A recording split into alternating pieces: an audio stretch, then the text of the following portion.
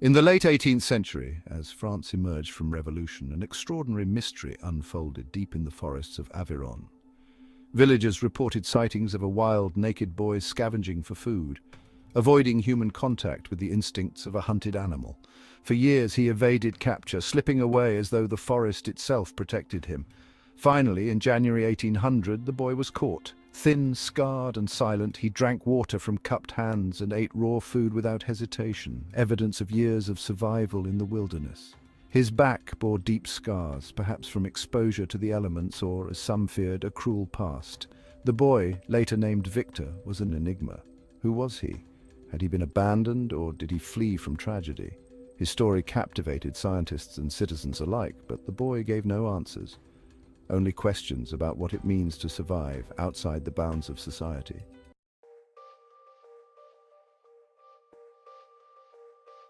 Victor's capture marked the beginning of his journey from the wilderness to the halls of scientific inquiry. Brought to a nearby village, he baffled those who observed him. He was mute, indifferent to social interaction, and seemed to lack any awareness of human customs. His hardened feet, calloused hands, and scarred body told a tale of endurance, but his behavior remained a mystery. How had a boy of his age survived the brutal winters and harsh summers of the Aveyron wilderness? Observers noted that he appeared to live on roots, berries, and small animals, adapting to his environment with remarkable skill. Yet, while his survival inspired awe, his detachment from human interaction raised questions. Did isolation strip him of humanity, or was he incapable of connection for reasons beyond his time in the wild? Victor was soon sent to Paris, where Abbé Sicard, a prominent educator of the deaf, hoped to study him. To Sicard, Victor was more than a feral child. He was an opportunity to explore the limits of human potential. But Victor's silence and unresponsiveness confounded even the most experienced minds.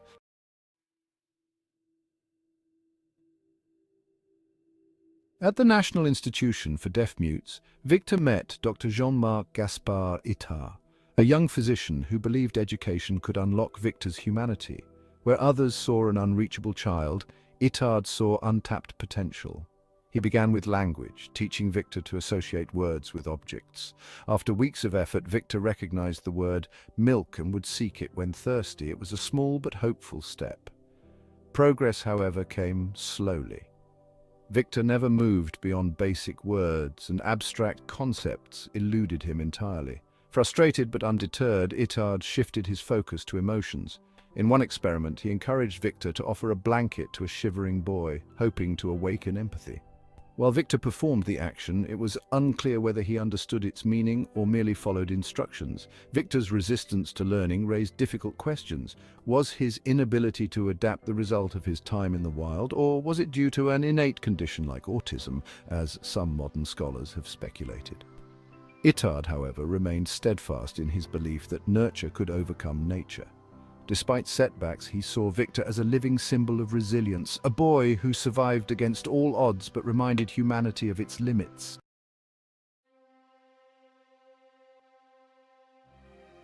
Victor's case didn't just intrigue the minds of his time, it ignited profound debates that bridged science and philosophy.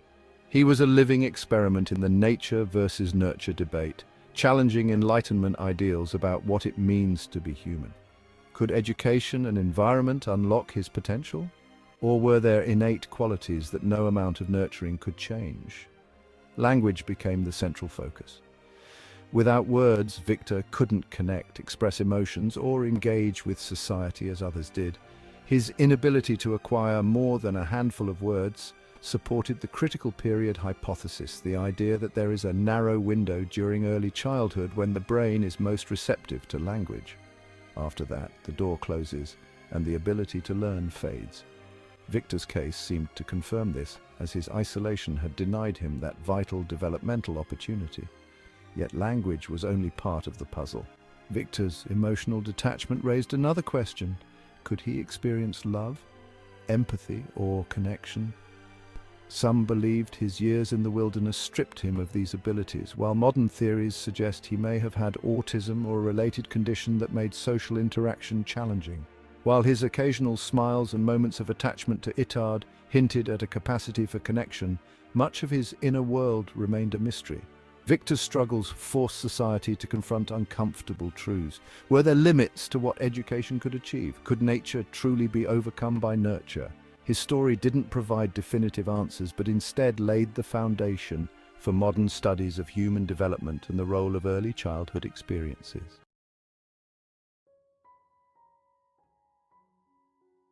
As Victor became a subject of study, he also became the center of an ethical debate that continues to resonate. Dr. Ettard genuinely cared for Victor, but his experiments often reduced him to a project, a puzzle to be solved. Victor had no voice in his treatment, no ability to consent to the relentless attempts to reshape his mind and behavior. Every aspect of Victor's life was documented and scrutinized, from his ability to recognize objects to his responses to carefully staged emotional scenarios. In one experiment, Ettard observed Victor's reaction to music, hoping it might stir his emotions. In another, he tracked how Victor reacted to hunger or thirst, pushing him to make choices that revealed his reasoning abilities.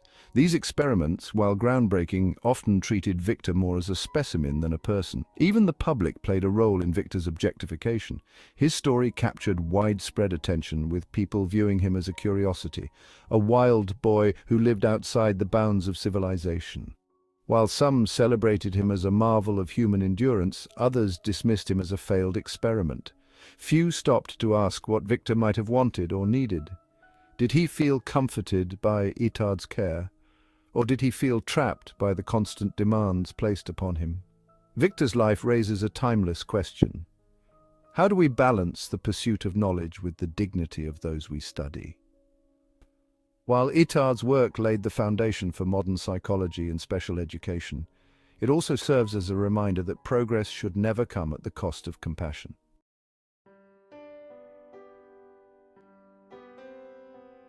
Victor of Aveyron's legacy is profound, not because of what he achieved, but because of the questions his life forced humanity to ask.